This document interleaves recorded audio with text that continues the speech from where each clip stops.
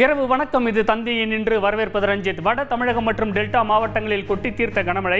திருவண்ணாமலை மகா தீபத்தன்று பக்தர்கள் மலையேற அனுமதி மறுப்பு என பரபரப்புகள் வரிசை கட்டிய நாள் இன்று. தென்மேற்கு வங்கக்கடலில் நிலவும் ஆழ்ந்த காற்றழுத்த தாழ்வு பகுதி வட தமிழகம் மற்றும் டெல்டா மாவட்டங்களில் இன்று கொட்டி தீர்த்தது கனமழை. பல்வேறு மாவட்டங்களில் 2 நாட்களுக்கு மிக கனமழைக்கான ஆரஞ்சு அலர்ட் எச்சரிக்கை. திருவண்ணாமலையில் மகா தீபத்தன்று பக்தர்கள் மலையேற அனுமதி இல்லை. வல்லுநர் குழு ஆய்வறிக்கை சமர்ப்பித்ததை தொடர்ந்து அமைச்சர் சேகர்பாபு இன்று அறிவிப்பு. மதுரை மேலூர் அருகே டங்ஸ்டன் சுரங்கத்திற்கு வழங்கப்பட்ட அனுமதியை மத்திய அரசு திரும்பப் பெற வேண்டும். மக்களவையில் திமுக மற்றும் காங்கிரஸ் எம்பிக்கள் இன்று வலியுறுத்தல். மக்களவை சுமூகமாக நடைபெற வேண்டும் என சபாநாயகர் ஓம் பிர்லாவிடம் எதிர்க்கட்சித் தலைவர் ராகுல் காந்தி இன்று கோரிக்கை.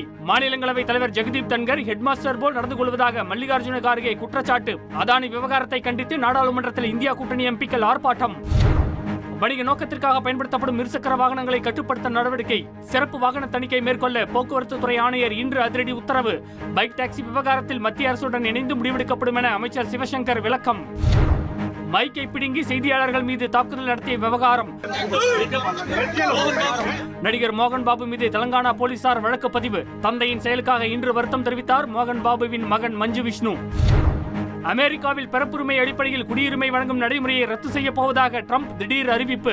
16 லட்சம் இந்தியர்களின் குடியுரிமை பறிபோகுமா? அமெரிக்க தூதரக முன்னாள் அரசியல் ஆலோசகருடன் பிரத்யேக பேட்டி.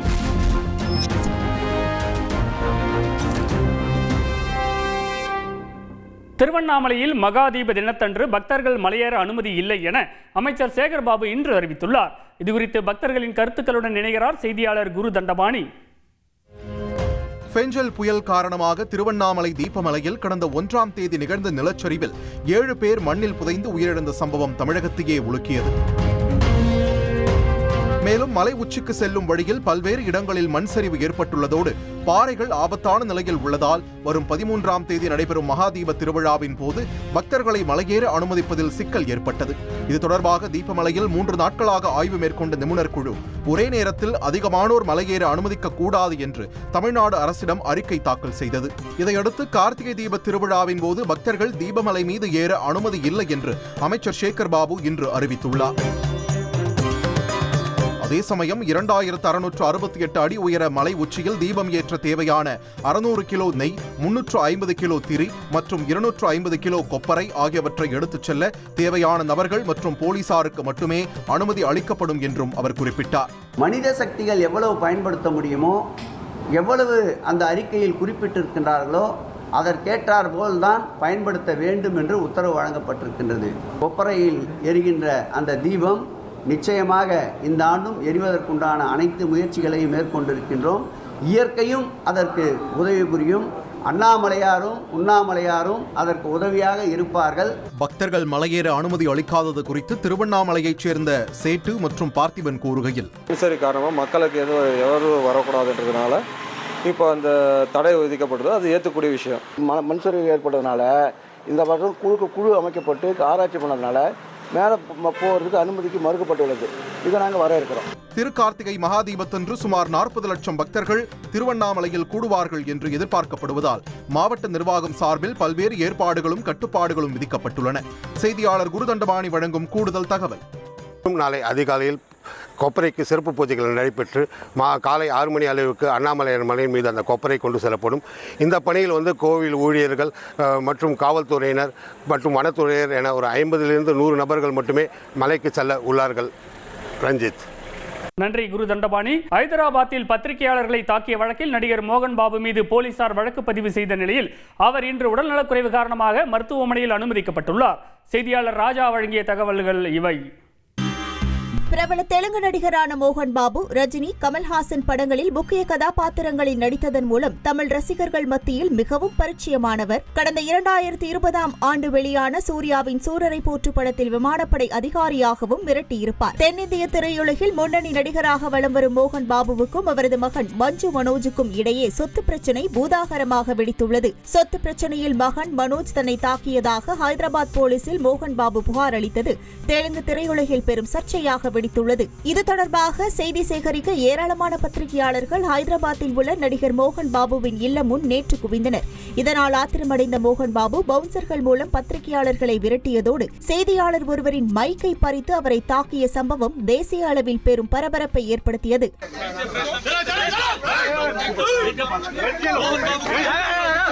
மோகன் பாபுவின் இந்த செயலுக்கு கண்டனங்கள் குவிந்து வரும் சூழலில் பத்திரிகையாளர்களை தாக்கியதாக அவர் மீது காவல்துறை வழக்கு பதிவு செய்துள்ளது. இந்த நிலையில் தனக்கு பிபி அதிகரித்து விட்டதாக கூறி மோகன் பாபு கச்சி பவுலியில் உள்ள தனியார் மருத்துவமனையில் அனுமதிக்கப்பட்டுள்ளார். செய்தியாளர் ராஜா வழங்கும் கூடுதல் தகவல். தெலுங்கானா உயர்நீதிமன்றம் டிசம்பர் 24ஆம் தேதி வரை அவர் போலீஸ் விசாரணைக்கு ஆஜராக தேவையில்லை என்றும் தொடர்ந்து அவர் இல்லத்தை போலீசார் கண்காணிக்க வேண்டும் என்ற உத்தரவை பிறப்பித்திருக்கிறது. இந்த தெலுங்கு நடிகர் மோகன் பாபு உடல்நிலை சரியில்லாமல் மருத்துவமனையில் அனுமதிக்கப்பட்ட நிலையில் தொடர்ந்து மருத்துவ கண்காணிப்பில் இருந்து வருகிறார். ரஞ்சித். நன்றி ராஜா. வணிக நோக்கத்திற்காக பயன்படுத்தப்படும் இருசக்கர வாகனங்கள் மீது நடவடிக்கை எடுக்க போக்குவரத்து துறை இன்று உத்தரவிட்டுள்ளது. இதுகுறித்து பைக் டாக்ஸி மற்றும் ஆட்டோ ஓட்டுநர்களின் கருத்துக்களை கேட்டறிந்தோம். விவரிக்கிறார்கள் செய்தியாளர்கள் சமய மணிவண்ணன், பவித்ரகுமார் மற்றும் கார்த்திக். சென்னை போன்ற மாநகரங்களில் பைக் டாக்ஸிகளின் இயக்கம் நாளுக்கு நாள் அதிகரித்து வருகிறது. ஆனால் பைக் டாக்ஸி இயக்கத்தில் அரசின் போக்குவரத்து விதிகள் முறையாக பின்பற்றப்படுவதில்லை எனவும், விபத்து உள்ளிட்டவை நிகழும் போது பைக் டாக்ஸியில் பயணிப்பவர்கள் இன்சூரன்ஸ் பலன்களை பெற முடியாத சூழல் நீடிப்பதாகவும் கூறப்படுகிறது. இந்நிலையில் பைக் டாக்ஸி இயக்கத்தை கட்டுப்படுத்தும் விதமாக அதிரடி நடவடிக்கை மேற்கொண்டுள்ள வாகன போக்குவரத்து துறை வணிக நோக்கத்திற்காக பயன்படுத்தப்படும் இருசக்கர வாகனங்கள் மீது மோட்டார் வாகன சட்டப்படி நடவடிக்கை மேற்கொள்ள அனைத்து மண்டல அலுவலர்கள் மற்றும் வட்டார போக்குவரத்து அலுவலர்களுக்கு உத்தரவிட்டுள்ளது. வணிக அடிப்படையில் இயக்கப்படும் வெள்ளிநிற பதிவின் கொண்ட வாகனங்களை கண்டறிய சிறப்பு வாகன தணிக்கை மேற்கொள்ளவும் போக்குவரத்து துறை ஆணையர் உத்தரவிட்டுள்ளார். புதிய கட்டுப்பாடு குறித்து பல்லாவரத்தைச் சேர்ந்த பைக் டாக்ஸி ஓட்டுநரான சலாவுதீன் கூறுகையில், இது எங்களுடைய வாழ்வாதாரத்துல ஒரு சின்ன ஒரு கல்லா இருக்குதே தவிர்த்து இது எங்களுக்கு பெருசா உதவி பண்ணல. இந்த மாதிரியான சூழல்ல இதுக்கு ஒரு கட்டுப்பாடுகள் போட்டு இது தடை பண்றது மாதிரியான பேச்சுக்கள்லாம் கூட சொல்றாங்க. இது அனாவசியமானது. ஆட்டோ ஓட்டுநர்களான சென்னையை சேர்ந்த சிவகுமார், கோவையைச் சேர்ந்த பாபுவிடம் பேசினோம். எல்லாம் இப்போ முக்கால்வாசி 2 வீலர்ல தான் போறாங்க. ஆட்டோவில் யாரும் ரொம்ப பேர் ஏறுறதே கிடையாது. வீட்டில் போனாக்கா அசிங்கமாக கேட்குறாங்க. என்ன நீ 500 ஒரு 500 ஓட்ட முடியாதா ஒன்னாண்டு? 500 ஓட்ட முடியல. ஒரு மினிமம் வருமானத்தை கூட எங்களால் கொண்டு போக முடியல. அரசு என்ன மாதிரி நடவடிக்கை? அரசு எங்களுக்கு பைக் டாக்ஸி முற்றிலும் தடை செய்யணும். அது போக எங்களுக்கு மீட்டர் கட்டணத்தை உயர்த்தி தரணும். இதனிடையே பைக் டாக்ஸி விவகாரத்தில் மத்திய அரசுடன் இணைந்து முடிவெடுக்கப்படும் என போக்குவரத்து துறை அமைச்சர் சிவசங்கர் விளக்கம் அளித்துள்ளார். தனிநபருக்கு உரிமையான வாகனத்தில் அதை டாக்ஸியாக பயன்படுத்தி பயணித்தால் ஒரு சிறு விபத்து ஏற்பட்டால் கூட அதற்கான இழப்பீடு வருகின்ற போது நீதிமன்றத்தை நாடுகின்ற பொழுது பல்வேறு பிரச்சனைகள் வரும். விதிகளை மீறி இயக்கப்படும் வாகனங்களுக்கு 10,000 ரூபாய் அபராதம் விதிக்கவும், தொடர்ந்து இயக்கப்படும் பட்சத்தில் வாகனங்களை பறிமுதல் செய்யவும் அதிகாரிகள் திட்டமிட்டுள்ளனர். இந்நிலையில் கோவையில் பைக் டாக்ஸியை தடை செய்ய வலியுறுத்தி 100க்கும் மேற்பட்ட ஆட்டோ ஓட்டுநர்கள் இன்று சாலை மறியலில் ஈடுபட்டனர்.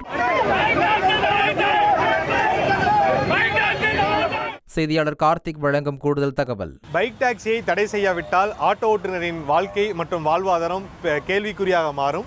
இல்லை என்றால் அரசு ஆட்டோவுக்கான பர்மிட் மற்றும் இன்சூரன்ஸ் அப்புறம் ஆட்டோவுடைய எண்கள் வெள்ளை நிற போர்டாக மாற்ற வேண்டும் என்ற கோரிக்கைகளை ஆட்டோ ஓட்டுநர்கள் முன்வைத்திருக்கார்கள். ரஞ்சித்.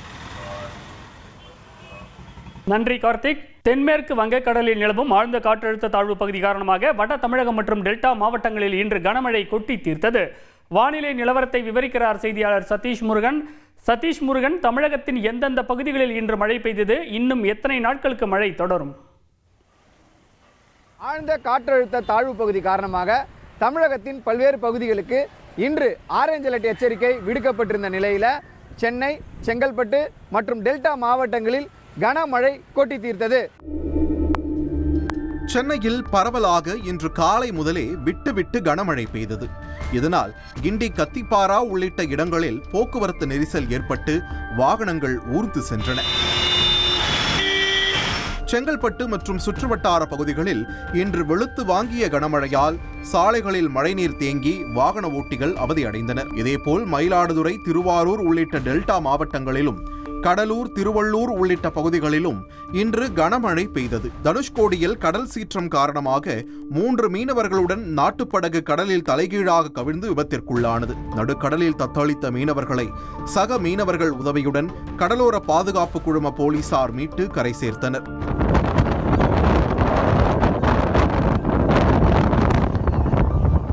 இதேபோல் குளச்சலில் எண்ணெய் கப்பல் மோதி மீனவர்களின் விசைப்படகு கடலில் மூழ்கியது. விசைப்படகில் சென்ற 9 மீனவர்களை சக மீனவர்கள் உயிருடன் மீட்டனர். இதனிடையே ஃபேஞ்சல் புயல் பாதிப்பிற்கு நிவாரணம் வழங்கவில்லை என கூறி விழுப்புரம் புதுச்சேரி சாலையில் பாதிக்கப்பட்ட மக்கள் கொட்டும் மழையில் இன்று சாலை மறியலில் ஈடுபட்டனர். ஆழ்ந்த காற்றழுத்த தாழ்வு பகுதி காரணமாக தமிழ்நாட்டில் இன்றும் நாளையும் மிக கனமழைக்கான ஆரஞ்சு அலர்ட் எச்சரிக்கை விடுக்கப்பட்டுள்ளது. நாளை தமிழகத்தில் அரியலூர், தஞ்சாவூர், திருவாரூர் உள்ளிட்ட மாவட்டங்களில் மிக கனமழைக்கும், சென்னை, செங்கல்பட்டு, திருவள்ளூர் உள்ளிட்ட மாவட்டங்களுக்கு கனமழை பெய்ய வாய்ப்பிருப்பதாகவும் சென்னை வானிலை ஆய்வு மையம் தெரிவித்துள்ளது. ரஞ்சித். கூடுதல் விவரங்களுக்கு நன்றி சதீஷ் முருகன். திருப்பூர் மாவட்டம் பல்லடம் அருகே அடையாளம் தெரியாத நபர்கள் ஊருக்குள் நுழைய தடை விதித்து கிராம மக்கள் வைத்துள்ள பதாகைகள் பரபரப்பை ஏற்படுத்தியுள்ளன. இது குறித்த கூடுதல் தகவல்களை செய்தியாளர் பிரதீஸ்வரன் வழங்கிட கேட்கலாம். பிரதீஸ்வரன், கிராம மக்களின் இந்த பதாகைக்கு என்ன காரணம்? இதன் பின்னணியை விவரிங்க.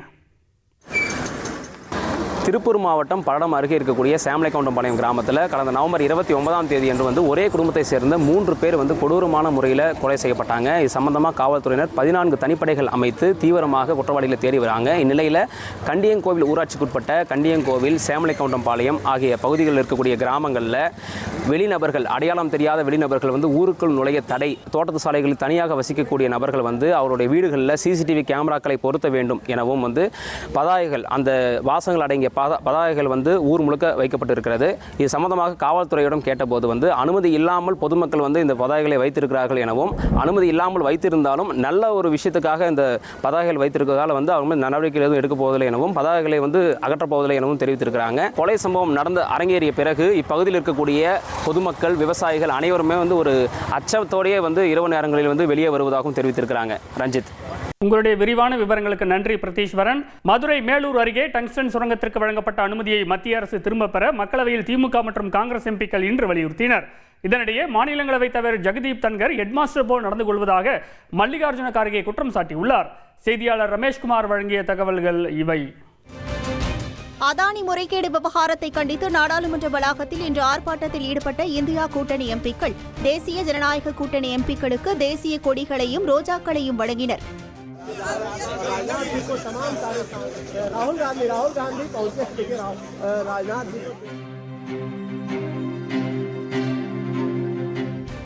மதுரை மேலூர் அருகே டங்ஸ்டன் சுரங்கத்திற்கு வழங்கப்பட்ட அனுமதியை மத்திய அரசு திரும்பப் பெற வேண்டும் என மக்களவையில் இன்று வலியுறுத்திய திமுக எம்பி கனிமொழி, சுரங்கத்திற்கு அனுமதி வழங்கும் முன் மாநில அரசின் ஒப்புதலை மத்திய அரசு பெற தவறிவிட்டதாக குற்றம் சாட்டினார்.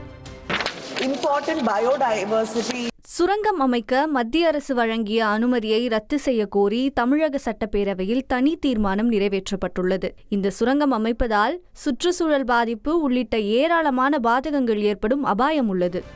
இதனிடையே மக்களவை சுமூகமாக நடைபெற நடவடிக்கை எடுக்க சபாநாயகர் ஓம் பிர்லாவை மக்களவை எதிர்க்கட்சித் தலைவர் ராகுல் காந்தி இன்று நேரில் சந்தித்து வலியுறுத்தினார். தொடர்ந்து செய்தியாளர்களிடம் பேசிய அவர், அவை சுமூகமாக நடைபெற்று முக்கிய விவாதங்கள் இடம்பெற வேண்டும் என்பதே தங்கள் நோக்கம் என தெரிவித்தார். அதானி விவகாரம் தொடர்பாக விவாதம் நடத்த பாஜக விரும்பவில்லை. நாங்கள் இதனை விடமாட்டோம். வருகிற 13ஆம் தேதி மக்களவையில் 75வது இந்திய அரசியல் சாசன தினம் குறித்து விவாதம் நடைபெற வேண்டும். மறுபுறம் அதானி விவகாரத்தில் எதிர்க்கட்சிகளின் தொடர் அமளியால் மாநிலங்களவை நாளை வரை ஒத்திவைக்கப்பட்டது. அவைத் தலைவர் அரசியலுக்கு அப்பாற்பட்டவராக இருக்க வேண்டும் என்கிற விதிமுறைக்கு மாறாகவும் அரசியல் சாசனத்திற்கு எதிராகவும் செயல்பட்டதால் மாநிலங்களவைத் தலைவர் ஜெகதீப் தன்கர் மீது நம்பிக்கையில்லா தீர்மானம் கொண்டுவரப்பட்டிருப்பதாக மாநிலங்களவை எதிர்க்கட்சித் தலைவர் மல்லிகார்ஜுன கார்கே இன்று விளக்கம் அளித்துள்ளார். செய்தியாளர் ரமேஷ்குமார் வழங்கும் கூடுதல் தகவல். மக்களவையிலே கடந்த வாரம் விவாதத்திற்கு எடுத்துக்கொள்ளப்பட்ட ரயில்வே சட்டத்திருத்த மசோதா ரயில்வே அமைச்சரின் பதிலுரையுடன் இன்று நிறைவேற்றப்பட்டது. 1960களில் ஆண்டுக்கு 1390 இருந்த ரயில் விபத்துகளின் எண்ணிக்கை கடந்த 10 ஆண்டுகளில் ஆண்டுக்கு சராசரியாக 80 குறைந்திருப்பதாகவும், ரயில்வே துறையை அதிக பாதுகாப்பானதாக மாற்ற அனைத்து முயற்சிகளையும் மேற்கொண்டு வருவதாக ரயில்வே அமைச்சர் அஸ்வினி வைஷ்ணவ் பதிலுரை வழங்கினார். இதனைத் தொடர்ந்து மக்களவையிலே பேரிடர் மேலாண்மை சட்டத்திருத்த மசோதா விவாதத்திற்கு எடுத்துக்கொள்ளப்பட்டது. இந்த மசோதா மத்திய உள்துறை அமைச்சர் அமித்ஷாவின் பதிலுரையுடன் நாளை நிறைவேற்றப்படும் என எதிர்பார்க்கப்படுகிறது. ரஞ்சித். நன்றி ரமேஷ்குமார். அமெரிக்காவில் பிறப்புரிமை அடிப்படையில் குடியுரிமை வழங்கும் நடைமுறையை ரத்து செய்யப் போவதாக அதிபராக பதவியேற்க உள்ள ட்ரம்ப் அறிவித்துள்ளது இந்திய வம்சாவளியினரிடையே அதிர்ச்சியை ஏற்படுத்தியுள்ளது. இதன் பின்னணி பற்றி துறைசார் வல்லுநருடனான எனது கலந்துரையாடல் இது. பெற்றோர் எந்த நாட்டைச் சேர்ந்தவர்களாக இருந்தாலும் அமெரிக்க எல்லைக்குள் ஒரு குழந்தை பிறந்தால் குடியுரிமை பெற உரிமை உண்டு. இவ்வாறாக ஜூலை 9, 1868 வரலாற்று சிறப்புமிக்க 14வது குடியுரிமை திருத்தச் சட்டம் அமெரிக்க நாடாளுமன்றத்தில் நிறைவேற்றப்பட்டது. கிட்டத்தட்ட 156 ஆண்டுகள் நடைமுறையில் உள்ள இந்த சட்டத்தை அதிபராக தான் பதவியேற்றதும் முதல் கையெழுத்திலேயே ஒழிக்கப் போவதாக சொல்லி இந்திய வம்சாவளியினர் தலையில் பேரிடியை இறக்கியிருக்கிறார் டொனால்ட் ட்ரம்ப். தற்போதைய நடைமுறைப்படி சட்டவிரோதமாக ஊடுருவும் வெளிநாட்டவர்கள் மற்றும் சுற்றுலா கல்வி விசாவில் அமெரிக்கா வருபவர்கள் அந்நாட்டில் குழந்தை பெற்றுக் கொண்டால் பிறக்கும் குழந்தைகளுக்கு மிக எளிதாக அமெரிக்க குடியுரிமை கிடைத்துவிடும். குடியுரிமை விவகாரத்தில் மிக கடுமையான கொள்கையை கொண்டுள்ள ட்ரம்ப் சட்டவிரோதமாக அமெரிக்காவில் குடியேறிய அனைவரையும் நாட்டை விட்டு வெளியேற்றுவேன் என தனது தேர்தல் பிரச்சாரத்தின் போதே உறுதியளித்து தன் செல்வாக்கை பெருக்கிக் கொண்டார். வரும் ஜனவரி 20ஆம் தேதி அமெரிக்க அதிபராக மீண்டும் பதவியேற்க உள்ள அவர் பதவியேற்றதும் தனது முதல் கையெழுத்து மூலம் பிறப்புரிமை அடிப்படையிலான குடியுரிமையை ரத்து செய்ய இருப்பதாக அறிவித்துள்ளார். இதுகுறித்து பிரபல NBC செய்தி நிறுவனத்திற்கு ட்ரம்ப் அளித்த பேட்டியில் பிறப்பின் அடிப்படையில் அமெரிக்க குடியுரிமை வழங்குவது அபத்தமானது என்றும் பர்த் டூரிசத்தை இது ஊக்கப்படுத்துவதாகவும் மிக கடுமையாக விமர்சித்தார். ஏராளமான பெண்கள் அமெரிக்காவில் குழந்தை பெற்றுக்கொள்ள வேண்டும் என்ற ஒற்றை நோக்கத்துடன் இங்கு வருகிறார்கள். அதனால் பிறப்பின் அடிப்படையில் குடியுரிமை வழங்குவது அபத்தமானது. அதை முடிவுக்கு கொண்டு வர விரும்புகிறேன். வேறு எந்த நாட்டிலும் இதுபோல இல்லை.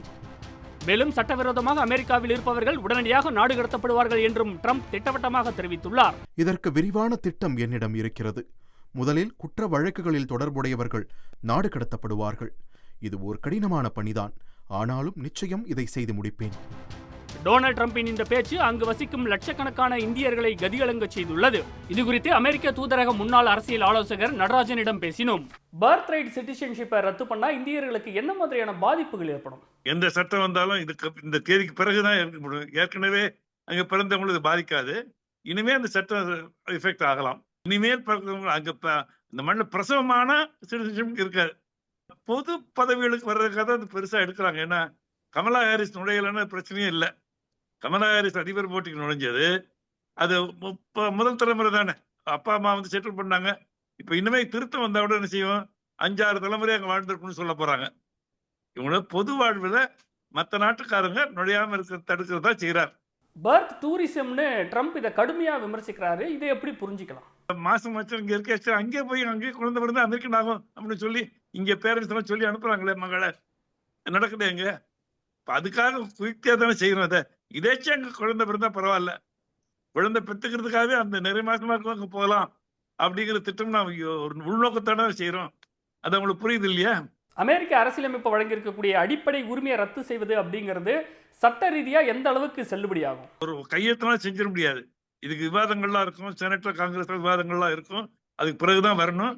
வரும்ன்றதுக்கு பிறகு நம்ம நாடு மாதிரி நீதிமன்றத்துக்கு போகலாம். அது ஆனா எல்லாருமே Americans, America is for Americans என்ன வந்தாச்சு இல்லையா? மண்ணின் மைந்தர்கள் என்ன வந்திருக்கு இல்லையா? அது எல்லாருக்குமே இருக்கு. அதனால ட்ரம்ப்புக்கு ஆதரவு கிடைக்கலாம்.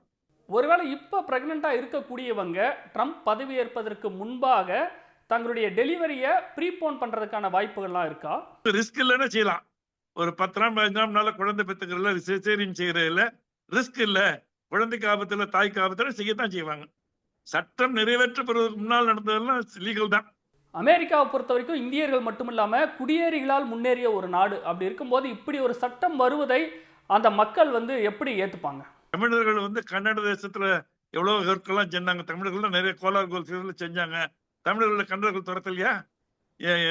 அடிமைகளா இருந்தாங்க பிளாக்ஸ் இங்கிலாந்துலயும் அமெரிக்காவிலையும். நமக்கு எவ்வளவு ஹெல்ப் பண்ணாங்க வச்சுக்கிறோமா இல்லையா? அவங்களுக்கு ரேஷியல் டிஃபரன்ஸ் காமிக்கத்தானே செய்யறாங்க. இங்க நான் வடக்கிருந்து வர்றவங்களை நம்ம ஏதாவது சொல்ற, ஏன் வடக்கிருந்து வர்றாங்கன்னு சொல்றோம். தெற்கிருந்து மதராசி இது நம்ம நாட்டிலே இருக்கு. அதே மாதிரி அங்கேயும் இருக்கு. நடப்பு 2024ஆம் ஆண்டின் கணக்கெடுப்பின்படி அமெரிக்காவில் 54 லட்சம் இந்தியர்கள் வசிக்கிறாங்க. இது அந்த நாட்டோட மொத்த மக்கள் தொகையில் 1.47% பேர். அதாவது 3/2 பங்கு மக்கள் இந்தியாவிலிருந்து குடியேறியவர்கள். வெறும் 34% மக்கள் மட்டுமே அமெரிக்காவிலேயே பிறந்து வளர்ந்தவர்கள் அப்படின்னு புள்ளி விவரங்கள் சொல்லுது. அதனால் குடியுரிமை விவகாரத்தில் ட்ரம்ப் எடுக்கும் எந்த ஒரு முடிவும் அமெரிக்க வாழ் இந்தியர்கள் மத்தியில் மிகப்பெரிய தாக்கத்தை ஏற்படுத்தும்னு எதிர்பார்க்கப்படுகிறது. இன்றைய நாளின் முக்கிய நிகழ்வுகளை இதுவரை பார்த்தோம். பார்த்த உங்களுக்கு நன்றி. இது தந்தியை நின்று நான் ரஞ்சித். இனி இரவு வணக்கம்.